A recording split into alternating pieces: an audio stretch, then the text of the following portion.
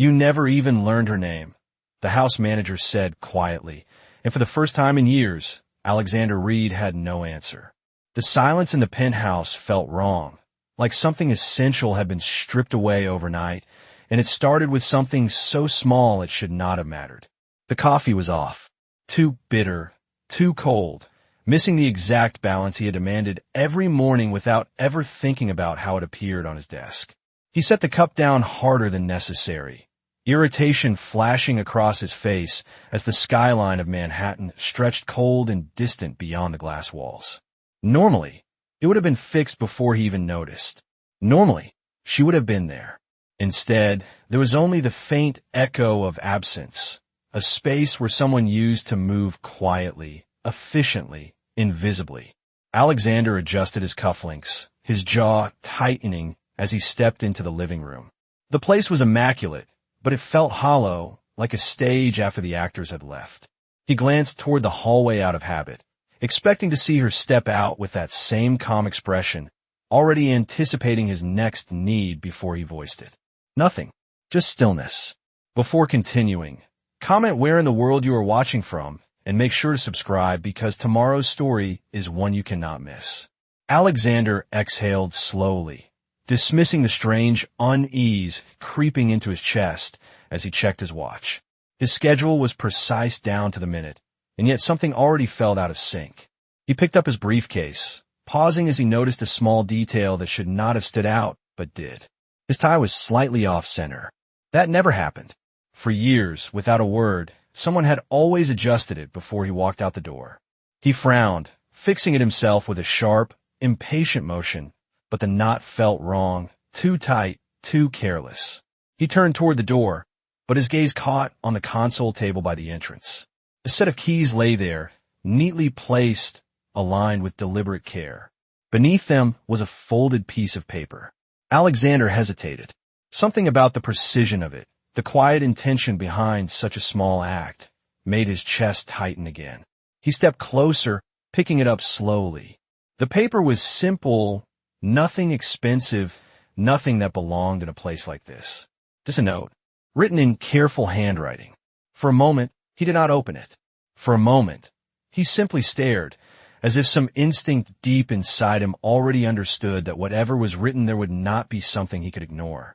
Around him, the penthouse remained perfectly silent, the kind of silence that did not come from peace but from something missing, something that had been there every single day without him ever truly seeing it. And now, for the first time, Alexander Reed began to realize that the most important part of his life had never been the empire he built, but the person he never bothered to notice until she was gone.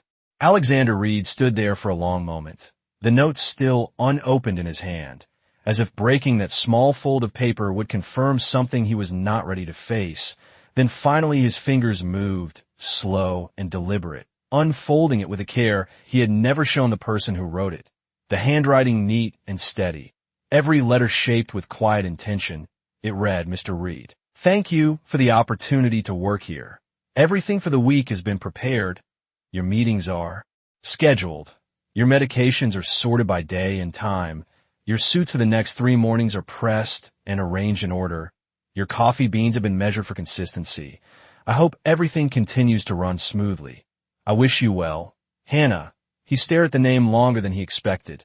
Hannah, repeating it silently, as if testing something unfamiliar, something that should have been known long ago. A faint crease forming between his brows as he tried to attach a face, a voice, anything real to that name.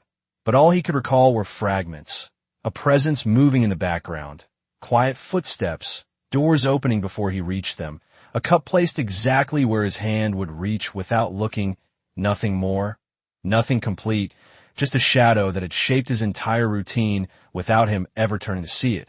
He folded the note again, more carefully this time, slipping it into the inner pocket of his jacket as if it held more weight than it should. Then he stepped out into the hallway, the sound of his shoes echoing sharper than usual. When he reached the elevator, the house manager was already waiting, posture straight, expression controlled. But there was something in his eyes that lingered, something close to disapproval. Alexander pressed the button and spoke without looking at him, Find her. The house manager did not move immediately, sir. She submitted her resignation last night, effective immediately. All final paperwork has been completed. There was no request for reference, no forwarding address. Alexander exhaled slowly, his patience thinning, then asked the agency, there must be records. Again a pause. Longer this time we have. Already contacted them, sir. She declined to leave additional information. The elevator doors opened with a soft chime, but Alexander did not step inside right away, his jaw tightening as something unfamiliar pressed against his chest. Not anger, not exactly, something closer to resistance, as if the world had shifted slightly out of alignment and refused to correct itself. He finally stepped into the elevator, the doors sliding shut with a quiet finality. During the ride down, he adjusted his cuff again, then his watch, then his tie, small movements that only made the discomfort more obvious. By the time he reached the lobby, the city was already alive, horns echoing along the avenue, people moving with purpose, everything exactly as it should be, except him. His driver opened the car door, greeting him as usual, but Alexander hesitated for just a second before getting in, his eyes drifting to the reflection in the glass of the building. He looked the same, composed, controlled, untouchable, yet something beneath that surface felt unsettled. He entered the car and gave a brief instruction to proceed to the office. But even as the vehicle pulled into traffic, his mind remained in that silent penthouse, on the note, on the name. Hannah. He reached into his pocket again, unfolding the paper once more, this time reading each line slower, noticing details he had missed, the way she anticipated every need, the way she prepared days in advance, the way she ensured everything would continue without her, as if she had always known she would leave. A quiet preparation for an exit he never saw coming. His fingers tightened slightly around the paper as a thought surfaced. Unwelcome, but persistent. If everything had been arranged so perfectly, then why did it feel like everything was already beginning to fall apart? And for the first time in a long time, Alexander Reed realized that control was not something he could command with authority or money. Because the one person who had quietly held his world together had walked away without asking for anything in return, and he did not even know where to begin looking for her. By the time Alexander Reed stepped into his office, the discomfort that had followed him for the penthouse had not faded. It had grown sharper, more intrusive, like a persistent noise that refused to be ignored. The floor-to-ceiling windows revealed the sprawling city below, sunlight reflecting off glass towers. Everything moving with precision and power, everything exactly as it should be, except the moment he placed his briefcase on the desk. Something was off again, subtle but immediate. His laptop was not open. His morning briefing was not laid out. The documents he reviewed every single day were not aligned in their usual order. He stood still for a second, his gaze sweeping across the surface of the desk, as if expecting the familiar arrangement to appear on its own. But nothing changed. His assistant, Claire, stepped in shortly after, her heels clicking softly against the polished floor. "Good morning," she said with professional calm, but paused when she noticed he had not taken a seat. "Is everything all right?" Alexander did not answer immediately. Instead, he moved to the desk, opening his laptop himself, the motion slightly slower than usual. "Where's the briefing?" he asked, his voice even but edged with something tighter underneath. Claire hesitated just a fraction, then responded, "I sent it to your email this morning, sir." Alexander's jaw tightened almost imperceptibly. It was always printed, summarized, highlighted, arranged in a way that required no thought, no effort. He scrolled through the email, the raw information dense and unfiltered, forcing him to read line by line, wasting time, disrupting rhythm. He closed the screen halfway, irritation rising, then pushed it aside and reached for the documents on the corner of the desk, only to find them out of sequence. Pages missing markers, numbers unflagged. "This is not correct," he said quietly, more to himself than to her. Claire stepped closer, concern flickering across her face. "I can have someone reorganize it right away." Alexander shook his head once, sharp and controlled. "No, I will handle it." But even as he said it, he knew something deeper was wrong. It was not just the papers. Not just the coffee, not just the tie. It was the accumulation of 100 invisible adjustments that had always been done before he noticed they needed to be done. And now, every small imperfection stood out like a flaw under harsh light. The meeting that followed did not go smoothly. He spoke, he led, he made decisions, but his focus fractured in subtle ways, a missed detail in a contract, a question he would normally anticipate unanswered for a moment too long. His board members noticed, not openly, but enough for the shift in energy to register. When the meeting ended, Alexander remained seated, the room emptying around him until only silence remained again. He leaned back slightly, his fingers pressing against his temple as he replayed the morning in his mind. Each misstep, each disruption, each small failure of control, and every path led back to the same absence, the same name, Hannah. He lowered his hand slowly, staring at the table in front of him as something unfamiliar settled. Deeper inside him, not just irritation now, not just inconvenience, something closer to recognition. Later that afternoon, he returned to the penthouse earlier than usual. The space greeted him with the same perfect stillness, but now he noticed more. The air felt colder, the light harsher, the silence heavier. He walked through the rooms at a slower pace, his gaze catching on details he had ignored for years. The way the cushions were arranged with exact symmetry, the way his shoes were lined precisely by the door, the way every surface reflected a kind of quiet discipline. He stopped in the kitchen, opening a cabinet at random. Inside, everything was labeled, organized, measured, containers marked in clean handwriting, dates written carefully, portions prepared in advance. He reached for one of the coffee containers, lifting it slightly, noticing a small note attached to the lid. Ground fresh, every morning for optimal taste. The words simple, practical, but suddenly heavier than they should have been. He set it back down slowly, his throat tightening just slightly as a realization began to take shape. She had not just cleaned his home. She had studied it, memorized it, adapted to it, until every part of his life moved without friction, and he had walked through it all as if it required no effort from anyone but himself. He turned toward the living room again, his eyes scanning the space with new awareness. And for the first time, Alexander Reed did not see a perfect home. He saw evidence, quiet, constant proof of a person who had been there every single day, making sure his world never fell apart.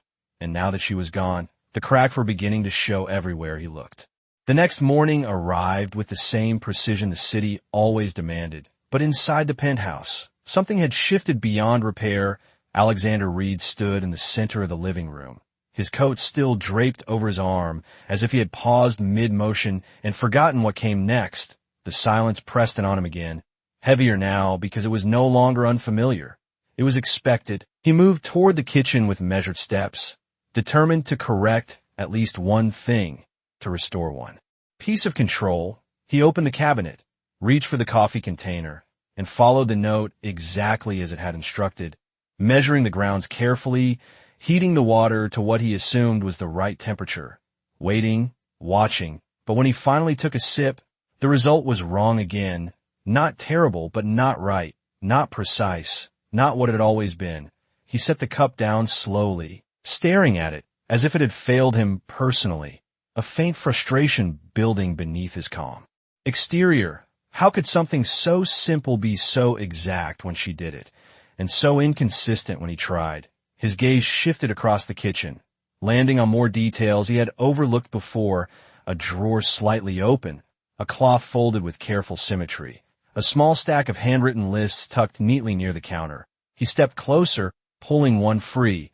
It was a weekly checklist, each task written clearly, each day accounted for. His schedule mirrored in her handwriting with adjustments he had never noticed, reminders he had never asked for, small notes beside certain entries.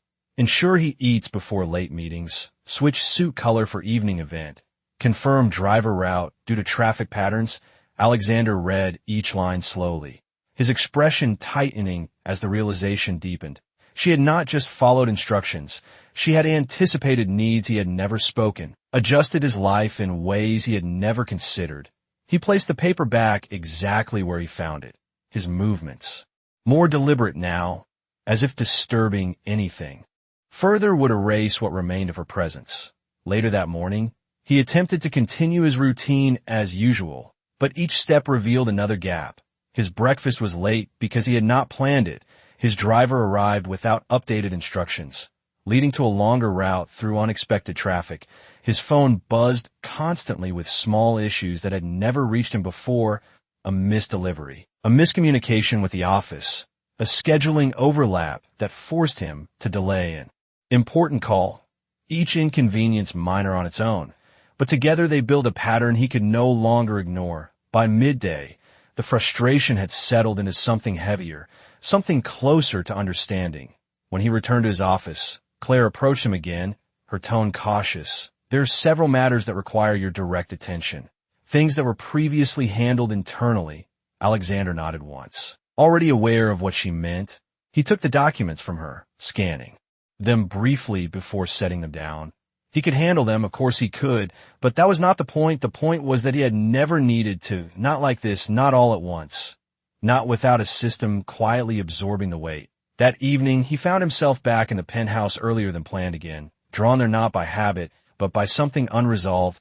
He moved through the rooms more slowly this time, his eyes tracing the edges of furniture, the arrangement of objects, the subtle signs of order that had once felt invisible in the hallway. He paused at a door he had never opened before, a small utility room tucked near the back. He pushed it open gently, the light flickering on to reveal a narrow space. Simple, functional, and meticulously organized, shelves lined with supplies, each item labeled, each tool placed with intention. On the far wall, a small chair sat beside a narrow table, and on that table was a notebook, worn at the edges but carefully kept. Alexander stepped inside, closing the door softly behind him as if entering a space that did not belong to him.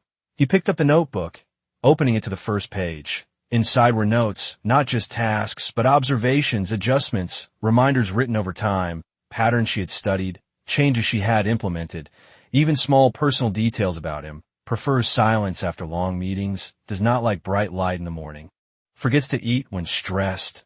Alexander's breath slowed as he read, each line peeling back another layer of something he had never seen. She had learned him completely, quietly, without recognition, without acknowledgement, without reward. He turned another page, and then another, until he reached a final entry, the handwriting steady but softer somehow.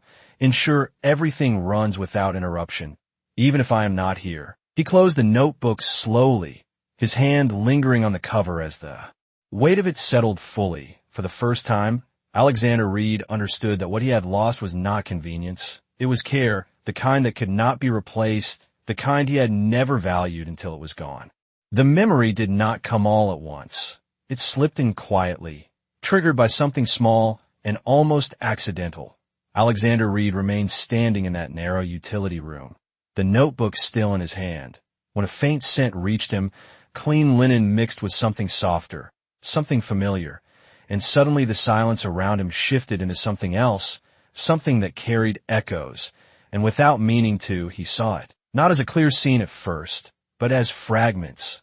A late evening, the city lights dimmed behind the glass, his tie loosened, his voice sharper than necessary after a long meeting that had gone wrong.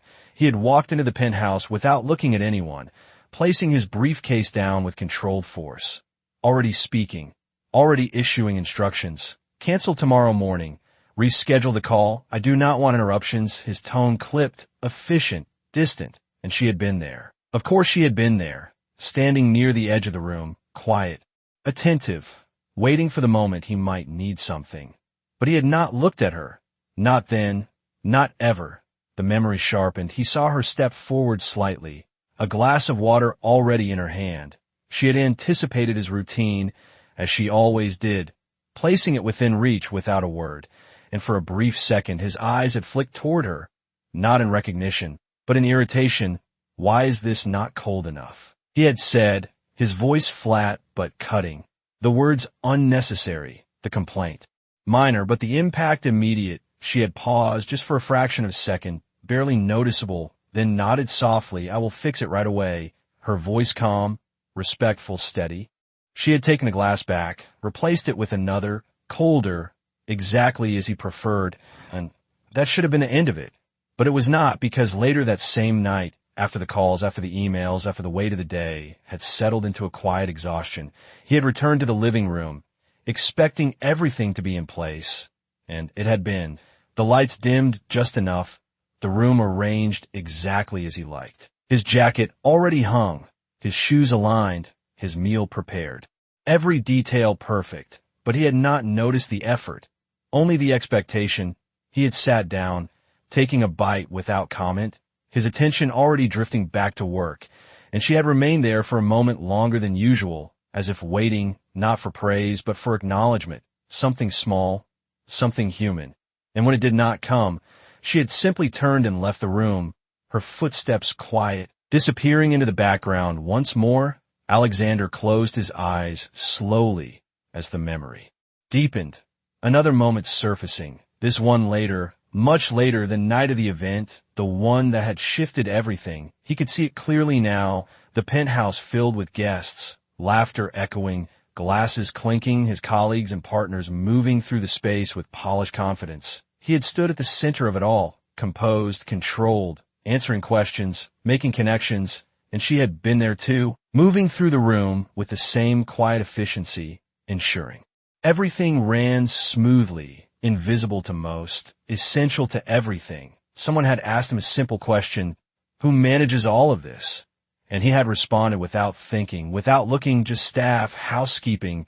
The words had left his mouth easily, carelessly, and the effect had been immediate, though he had not seen it then. But now, standing in that small room with her notebook in his hand, he could see it clearly, the way she had stopped for a second, the way her posture had shifted, the way something inside her had changed, not broken, not dramatic, just a quiet decision forming. And after that night, everything had continued as usual, at least on the surface. She had done her job perfectly, consistently, without error, but something had already begun to withdraw, something he had never realized was there in the first place. Alexander opened his eyes again, the present, returning around him, but the past now impossible to ignore. He looked down at the notebook, his grip tightening slightly as the weight of his own words settled in.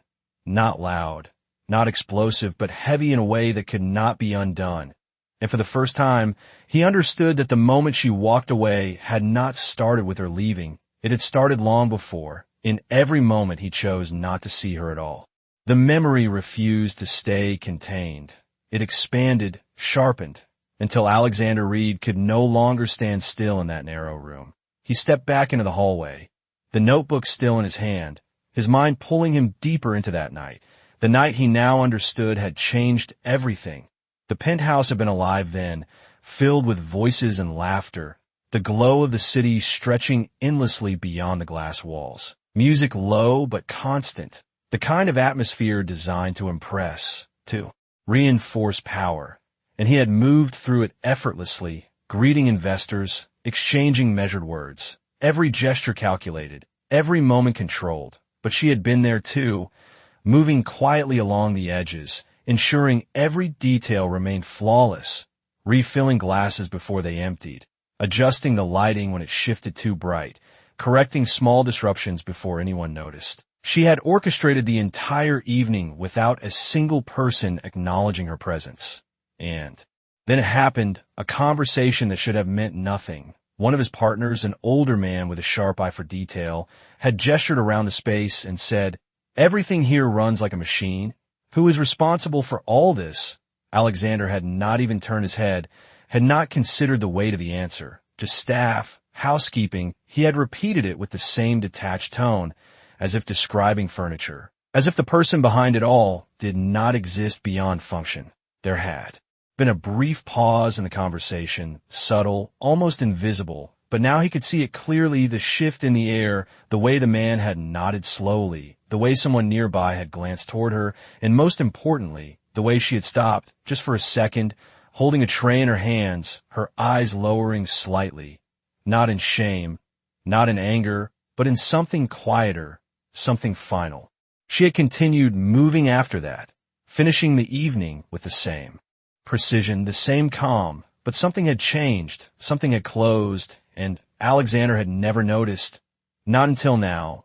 The memory carried forward past the guests leaving, past the silence that followed, to the moment when the penthouse returned to stillness. He had been standing near the window, reviewing messages on his phone, when he heard the faint sound of keys placed on the console table, soft, deliberate. He had not turned then, either, assuming it was just another routine action, something completed without needing his attention. But now that sound echoed differently. Now it carried meaning, finality. She had stood there, just out of his direct view, placing everything back in order one last time, ensuring nothing would disrupt his routine the next day. Even in her departure, she had thought of him first, and he had not even looked up. Not once Alexander stopped walking, the present pressing back and around him, his breath slower now, heavier, as the full weight of that. Night settled into place. He moved toward the console table in the present, his eyes tracing the exact spot where the keys had been left, where the note had rested, the scene overlapping with the memory. So clearly it felt as if he were standing in both moments at once. His hand hovered over the surface for a second before lowering, fingers brushing lightly against the polished wood, as if trying to feel what had already passed. He could see it now, not as an abstract realization, but as a sequence of choices, small, repeated, consistent. Every moment he chose efficiency over acknowledgement. Every time he reduced her to a function instead of a person. Every instance where silence replaced something as simple as gratitude. And in the end, she had not argued, had not demanded anything, had not created a scene. She had simply left, quietly, completely, taking with her everything he had never realized she was holding together. Alexander straightened slowly, the space around him no longer just empty, but altered, as if something essential had been removed from its foundation. And for the first time, the problem in front of him was not something he could solve with a decision or a command. It was something that required him to confront what he had been, and more importantly, what he had failed to see and standing there in the silence of his own home. Alexander Reed understood that the moment she walked away was not just the end of her presence. It was the beginning of everything unraveling in a way he could no longer ignore. The next morning did not begin with silence. It began with noise, the kind that builds slowly until it becomes impossible to ignore. Alexander Reed woke earlier than usual, not because he planned to, but because something fell off even before he opened his eyes. The light filtering through the glass seemed harsher, the air colder, and when he stepped into the kitchen, the first thing he noticed was not what was wrong, but how many things were no longer right. The coffee machine was still there. The beans still measured, the instructions still written in careful handwriting. But the result was the same, imperfect, inconsistent, lacking the quiet precision that had once defined his mornings. He set the cup down without finishing it, his patience thinner now, not just with the coffee, but with everything that followed. His phone buzzed repeatedly on the counter, messages stacking faster than he could process. Claire had already sent updates, 3 scheduling conflicts, 1 canceled. Meeting a supplier issue that required immediate attention. All things that should have been resolved before they reached him. He moved through the penthouse quickly, but his movements lacked the seamless flow he had taken for granted. His suit jacket was not where it should have been, forcing him to search for it. His shoes were polished but placed in the wrong order, small details, insignificant on their own. But together they formed a pattern that disrupted everything. By the time he reached the elevator, his jaw was tight, his mind already calculating how to fix what was clearly broken. But the deeper truth pressed against him with every passing minute. This was not a system failure. This was a human absence. The drive to the office was longer again, traffic heavier without the adjusted route he had never realized was being planned for him. When he arrived, the day unfolded with a sharp edge. Meetings overlapped. Decisions required immediate attention. And for the first time in years, Alexander found himself reacting instead of controlling. The shift was subtle to others, but to him it was undeniable. He stayed later than usual, not because he wanted to, but because he had to, fixing issues that had once been handled before they reached his desk. By the time he returned to the penthouse that night, the exhaustion was different, not physical, but mental, the kind that came from constant interruption, constant adjustment. He loosened his tie as he stepped inside, the silence greeting him again, but now it carried something heavier, something closer to consequence, he walked slowly into the living room, his eyes scanning the space without focus until they landed on the console table. Again, the same spot, the same empty surface, and for a moment, he stood there, unmoving, his mind replaying everything he had discovered, everything he had ignored, everything he had lost without understanding its value. He reached into his pocket, pulling out the folded note once more, reading it again, slower this time, each word settling deeper, not just as information, but as intention. She had not left in anger. She had not left in chaos. She had left with care, ensuring everything would continue, even without her. And that realization struck harder than anything else, because it meant she had expected nothing from him. Not recognition, not gratitude, not even a reason to stay. Alexander lowered the note slightly, his gaze drifting toward the hallway, toward the small room where he had found the notebook, toward the quiet evidence of a life he had never acknowledged, and something shifted inside him. Not sudden, not dramatic, but undeniable. This could not remain as it was. He could not continue as if nothing had changed, because everything had changed. He turned toward the window, the city stretching endlessly beyond, full of movement, full of possibility. And yet for the first time, it felt distant, disconnected for what mattered most. His reflection stared back at him in the glass, composed, controlled, but no longer complete. And in that moment, Alexander Reed made a decision that did not come from habit or authority, but from something unfamiliar, something that had been quietly forming since the moment he read her name.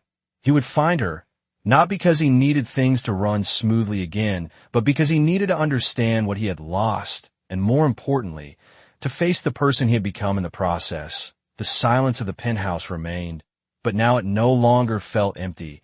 It felt like the beginning of something he could no longer avoid. The next day began not with hesitation, but with action. Alexander Reed did not wait for the discomfort to build. He moved through his morning with a singular focus, the decision from the night before still steady in his mind. Find her, not as a command to others, but as something he would take on himself, because for the first time, he understood that this was not a task that could be delegated. He arrived at his office earlier than usual, the building still quiet, the city not yet at full speed, and went straight to Claire without stopping. "I need everything we have on Hannah Brooks," he said, his voice calm, but leaving no room for delay. Claire looked at him carefully, surprised not by the request, but by the way he said her name, clearly, intentionally, as if it mattered now in a way it had not before. "I will pull her file," she replied.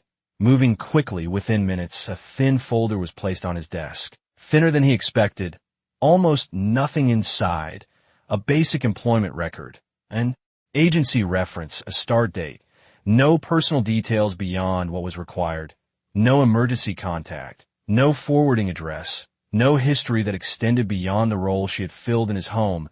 Alexander flipped through the pages once, then again, as if something more might appear if he looked long enough, but there was nothing, just absence, controlled, deliberate, the kind that suggested someone who never intended to leave a trace. He closed the folder slowly, then looked up, "Contact the agency." "Again, I want to speak to whoever placed her." Claire hesitated for only a second before nodding, already moving to make the call. Less than an hour later, Alexander stood in a smaller office across the city, one he would never have entered under normal circumstances. The agency manager sat across from him, posture polite but guarded. "We respect our employees' privacy, Mr. Reed," she said carefully. "Hannah Brooks completed her contract and chose not to disclose further information." Alexander leaned forward slightly, his expression controlled but his focus unyielding. "I am not asking for private details. I am asking where she went." The manager held his gaze for a moment, then shook her head. "I cannot provide that." There was a pause, tension quiet but firm. Then she added, "She was one of our most reliable employees, always requested, always prepared. She never complained." Not once. Alexander absorbed that in silence, the words settling differently than they should have. Not once. He repeated internally. Not once had she complained. Not once had she asked for anything.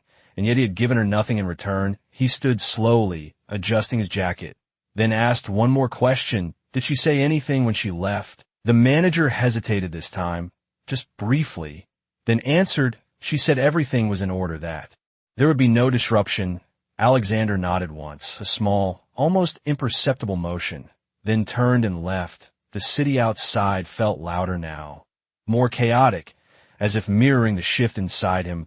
He did not return to his office immediately. Instead, he walked, something he had not done in years, without direction, without schedule, his mind replaying every detail he had uncovered. The note, the notebook, the patterns, the silence. He passed through streets he usually ignored, smaller blocks, older buildings, places where life moved differently, more visibly, less controlled. And for the first time, he began to understand how little he knew about the person he was trying to find, not just where she was, but who she truly was beyond the role she had filled in his life. Hours passed without result, without even a clear lead, and yet he did not stop, because stopping would mean accepting that she had disappeared completely, and that was something he was no longer willing to do. By the time evening approached, Alexander stood at the edge of a quieter street, the city noise fading into the distance, his reflection faint in the window of a small closed shop. He looked different now, not in appearance, but in presence, less certain, less insulated, more aware, and as he reached into his pocket once more, unfolding the note again, reading her name, Hannah, he realized that this search was no longer about restoring order. It was about finding the person he had failed to see, and proving, not to her, but to himself, that he was capable of seeing her now. The search did not lead him to her, but it led him somewhere else, somewhere he never expected to stand. Late in the evening, as the city lights softened and the streets grew quieter, Alexander Reed found himself outside a small community clinic tucked between older buildings, the kind of place that did not carry prestige, the kind of place he would have passed without noticing before. He had not planned to come here, but something had drawn him, a detail from the agency conversation, a passing remark about her reliability, her consistency, the kind of person who never complained. And for some reason, it did not fit the image of someone who existed only within the walls of his penthouse. So he stepped inside, the air warmer, filled with the faint scent of antiseptic and something softer, something human. The waiting area was modest, chairs lined against the walls, a few people seated quietly, their conversations low, their expressions tired but patient. He approached the front desk, his presence immediately noticeable in a place like this. His posture, his clothes, everything about him out of place. "Excuse me," he said, his voice steady but lower than usual. "I am looking for someone." Hannah Brooks. The receptionist paused, her fingers stilling over the keyboard, as she studied him. Then her expression shifted slightly. Not recognition exactly, but something close to it. "You just missed her," she said gently. "She left about an hour ago." Alexander felt the words settle in, closer than he had been since he started searching. "Do you know where she went?" he asked, the question more urgent than he intended. The receptionist hesitated, glancing toward a hallway behind her. Then back at him. "She volunteers here sometimes, helps with patient intake. Paperwork, whatever is needed." She did not give details about her schedule, but she comes often. Alexander nodded slowly, absorbing each word. Volunteering, the idea did not surprise him. Not anymore. It aligned too well with everything he had begun to understand. "Thank you," he said, stepping back slightly. But before he could turn away, a voice from behind him spoke quietly. "Are you looking for Hannah?" He turned, finding an older woman standing near the entrance, her posture steady despite the fatigue in her eyes. "Yes," he replied, his attention shifting fully to her. The woman studied him for a moment, then said, "She was here earlier, stayed longer than usual. One of the patients needed extra help. She always does that, stays when others leave." Alexander felt something tighten in his chest again, not sharp, but heavy, consistent with everything he had learned. "Do you know where I can find her?" he asked, his voice softer now. The woman considered him carefully, as if weighing something unspoken, then shook her head slightly. "She does not talk much about her personal life, but I know she takes care of someone important. She comes here after visiting him sometimes." Alexander's focus sharpened. "Someone important." The phrase lingered. "Do you know where?" he asked again. The woman hesitated, then finally said, "St. Jude Medical Center, across town, pediatric wing." The word pediatric landed differently. Immediate. Grounding. Alexander nodded once, his decision already forming. "Thank you," he said, turning toward the door without another word. The night air met him as he stepped outside. Cooler now, the city quieter, but his pace quicker, more certain. He reached his car and gave the address without hesitation. The drive felt longer than it should have, every traffic light stretching the distance, every delay sharpening his focus. When he finally arrived, the building stood, tall and bright against the night, its windows lit with a steady glow, a place of constant movement, constant care. He stepped inside, the atmosphere different from anywhere he had been that day, quieter, more fragile, the sound softer, footsteps slower, voices hushed. He approached the front desk again, his voice careful now. "I am looking for Hannah Brooks." The nurse at the desk looked up, her expression gentle. "Are you family?" she asked. The question simple, but loaded. Alexander paused for just a fraction of a second, then answered honestly, "No, I am not." The nurse studied him briefly, then said, "She is upstairs, but visiting hours are almost over." Alexander nodded, already moving toward the elevator, his reflection catching in the metal doors as they closed. And for the first time since he began this search, he was not just close to finding her, he was close to understanding who she had been all along. Not invisible, not just staff, but someone who existed beyond him, beyond his world, someone who had given more than he had ever asked for. And as the elevator doors opened, Alexander Reed stepped forward into a reality he had never taken the time to see, one that would change everything he thought he knew about her and about himself.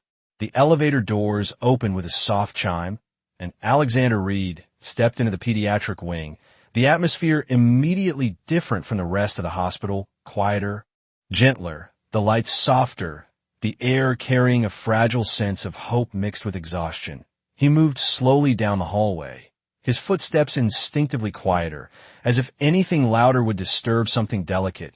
Rooms lined both sides, doors partially open, glimpses of small beds, quiet machines, and family sitting close, holding on to moments that felt too important to waste. Alexander's gaze shifted from one doorway to another until it stopped, not because of a sign, but because of a sound, a soft voice, calm and steady, reading aloud. He stepped closer, just enough to see inside without interrupting, and there she was, Hannah Brooks, sitting beside a small bed, her posture relaxed but attentive, a book open in her hands, her voice gentle as she read each word with care.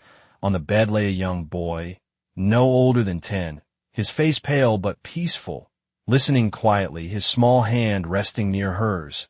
And in that moment, Alexander did not move, did not speak. He simply watched, because what he was seeing did not fit the image he had carried for so long. This was not staff, not background, not invisible. This was someone present, fully, completely, her attention unwavering, her care natural, unforced. When she finished the page, she looked down at the boy and smiled softly, her voice lowering.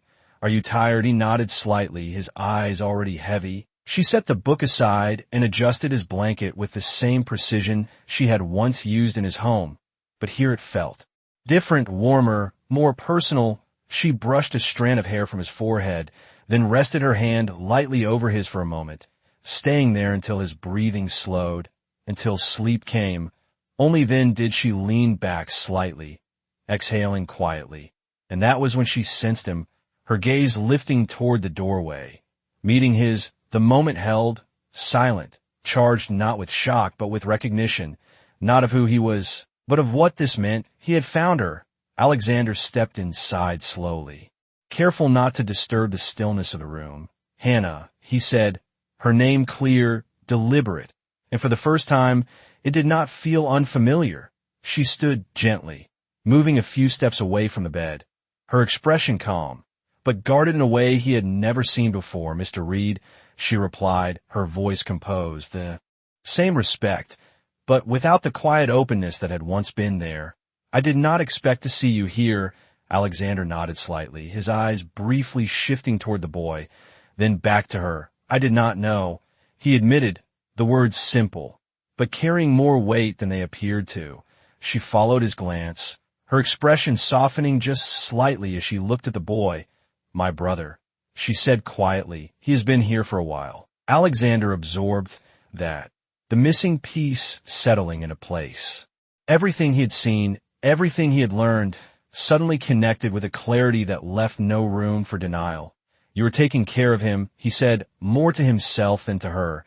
And everything else, Hannah did not respond immediately, her silence not defensive, but measured, as if choosing what mattered enough to say, I was doing what I needed to do. She replied finally, her tone steady, neither apologetic nor explanatory. Alexander took a small step closer, the distance between them no longer defined by space, but by everything that had gone unspoken for too long. I came to find you, he said, the admission direct, without the authority he once carried. Without expectation, Hannah met his gaze fully now. And for the first time, there was something firm behind her calm. Why, she asked, the question simple but impossible to avoid. Alexander paused, not because he did not have an answer, but because the truth required something he had never given before, honesty without control, without certainty, because I did not see you, he said slowly, each word deliberate, and now I cannot ignore that. The silence that followed was not empty. It was filled with everything that had led to this moment, everything that could not be undone. Hannah's expression did not change dramatically, but something in her eyes shifted, not acceptance, not rejection, but acknowledgement. And for the first time, Alexander Reed understood that finding her was only the beginning. What came next would require more than words. It would require change, something real, something proven, something he had never had to give before. Hannah did not respond right away, her gaze steady on Alexander Reed, as if weighing not just his words, but the meaning behind them. The room remained quiet except for the soft rhythm of her brother's breathing, a fragile reminder of what truly mattered.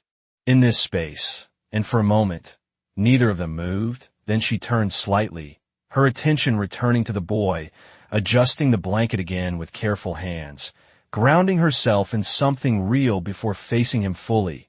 You found me, she said finally, her voice calm, but no longer soft in the way it once had been.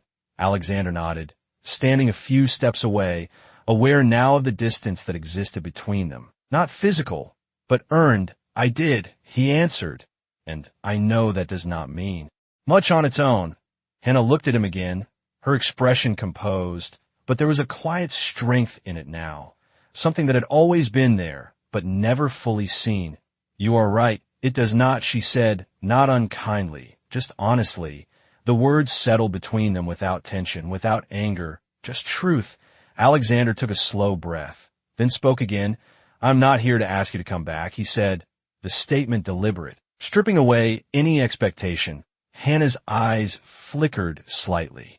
At that, not surprise, but acknowledgement. Then why are you here, she asked, the same question, but deeper now. Alexander stepped closer, but still kept a respectful distance, his voice lower, more measured than it had ever been. Because I needed to see you, not as you were in my home, but as you are, and because I needed to understand what I ignored. Hannah held his gaze, searching for something in his expression, something that would tell her whether this was real or just another moment that would pass without change. You did not ignore it by accident, she said quietly. You chose not to see it. The words were not harsh, but they were precise, and Alexander did not look away, I know. He replied, the admission immediate, without defense. I chose efficiency, control, results, and I convinced myself that was enough. Hannah's expression shifted slightly, not softening, but opening just enough to let the conversation continue. And now, she prompted.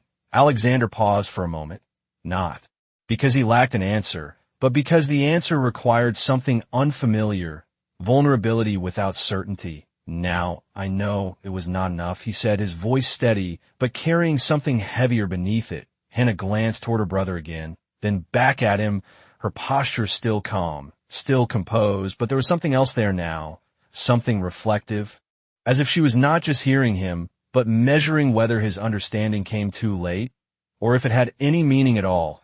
You build a life that runs without interruption, she said slowly, everything in its place, everything controlled. People like me were part of that system, not part of your life. Alexander felt the weight of that more than anything else she had said, because it was true in a way he could not deny. He nodded once. I did, and I cannot change what I was, but I can change what I choose now. Hannah studied him in silence for a moment longer, the room holding that pause as if it mattered, because it did. Finally, she spoke again. Change is not something you say, Mr. Reed. It is something you do. Alexander let out a slow breath, the words landing exactly where they needed. Till I understand, he said, and for the first time, it did not sound like agreement. It sounded like commitment. There was another quiet moment.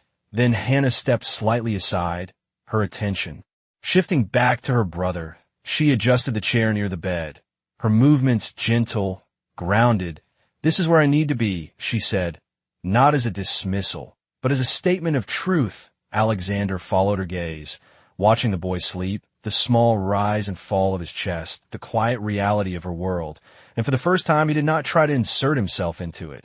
He simply acknowledged it. Then he reached into his pocket, pulling out the folded note, holding it for a second before placing it gently on the small table near her. I kept this, he said quietly, not as a gesture to impress, but as something honest, something simple.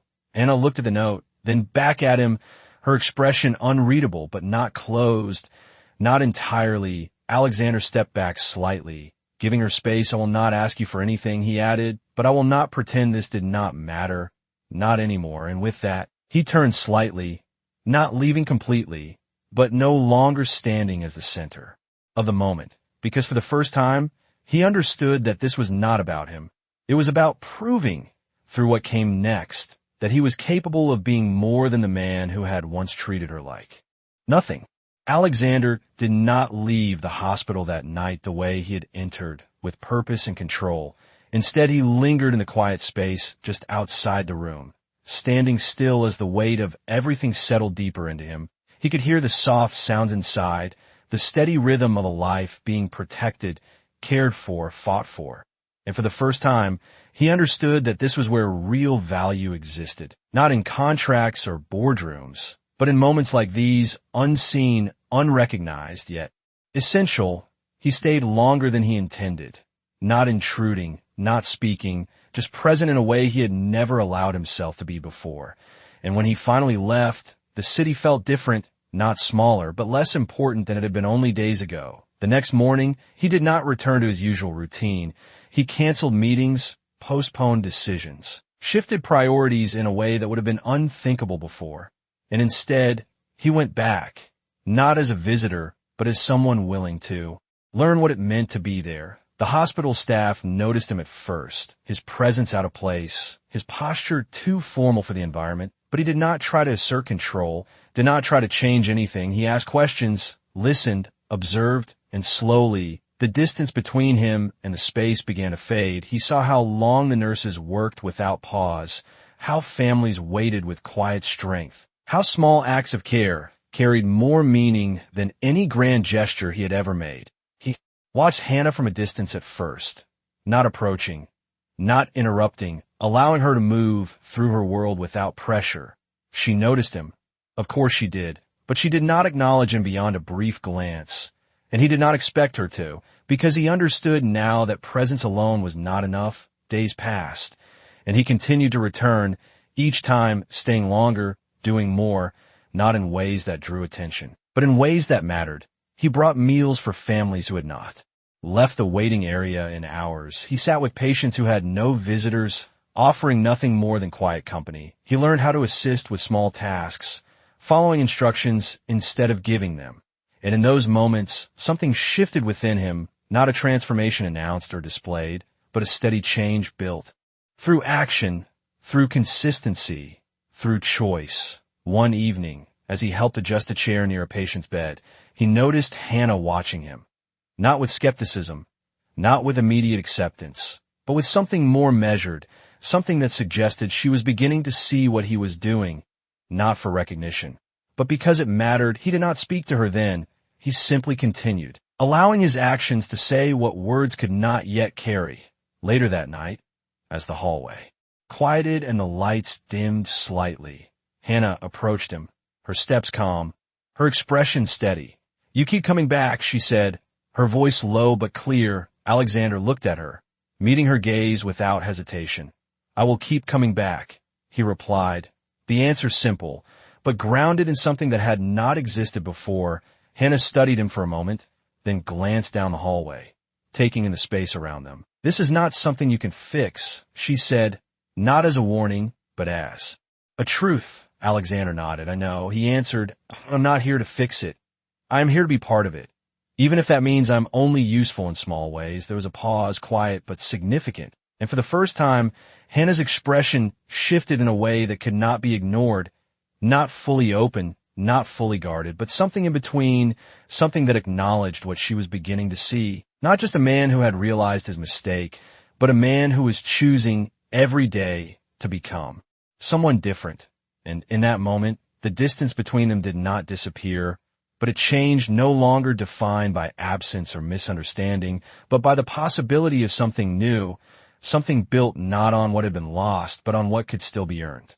Time did not change everything overnight, but it changed enough, slowly, steadily, in ways that could not be reversed. Weeks passed, then months, and Alexander Reed kept his promise without ever announcing it. He returned to the hospital again and again, not as someone trying to prove something, but as someone who had finally understood the value of simply being present.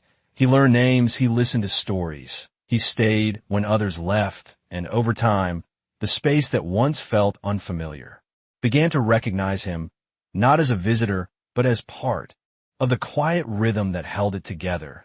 Hannah saw it all, not from a distance anymore, but from within the same space, watching without interruption, without assumption, allowing his actions to speak for themselves. And they did, not loudly, not dramatically, but consistently.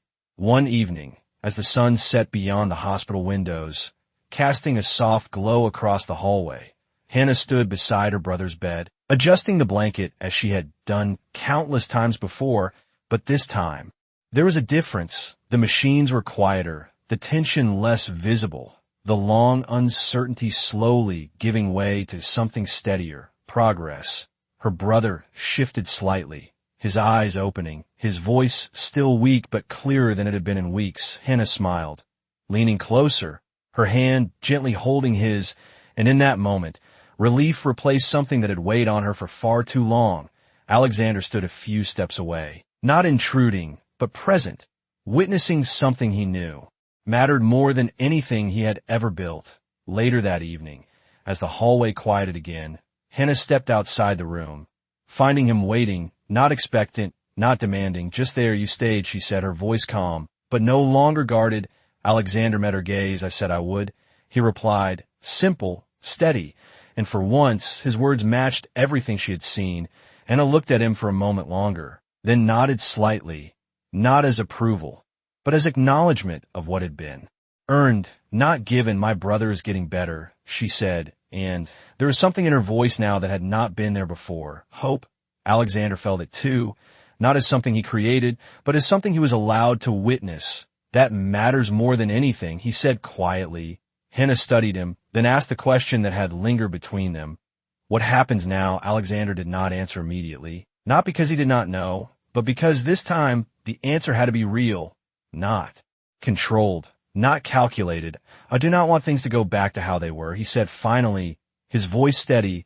"I do not want you to return to a role where you are unseen." Hannah held his gaze, the silence between them no longer heavy, but thoughtful. "Then what do you want?" she asked. Alexander took a small breath, something he had learned to do before speaking now. "I want to build something different," he said, "something where people are not part of system, but part of life, where care is not expected, but valued." Hannah's expression softened, not completely, but enough to show that his words were no longer empty to her. "And where do I fit into that?" she asked, the question direct, honest. Alexander stepped slightly closer, but still left space for her choice. "You're not someone who fits into something I create," he said. "You're someone I choose to stand beside, if you're willing." The moment held, quiet but full. Hannah looked at him, not at the man he had been, but at the one standing in front of her now, the one who had shown change not through words, but through time, through presence, through action. And slowly she nodded, not as a promise, not as a conclusion, but as a beginning, something real, something earned. Months later, the penthouse was no longer silent, not because it had returned to its old perfection, but because it had changed. The space felt lived in, not managed. The routines were no longer invisible, but shared, And for the first time, Alexander Reed did not walk through his life expecting everything to be done for him. He walked through it aware of who stood beside him. And Hannah, no longer unseen, no longer just part of the system, stood there by choice. Not because she had to, but because she wanted to, and in the end, the man who once treated her like nothing learned that the only things that truly mattered were the ones he chose to see, to value, and to never take for granted again.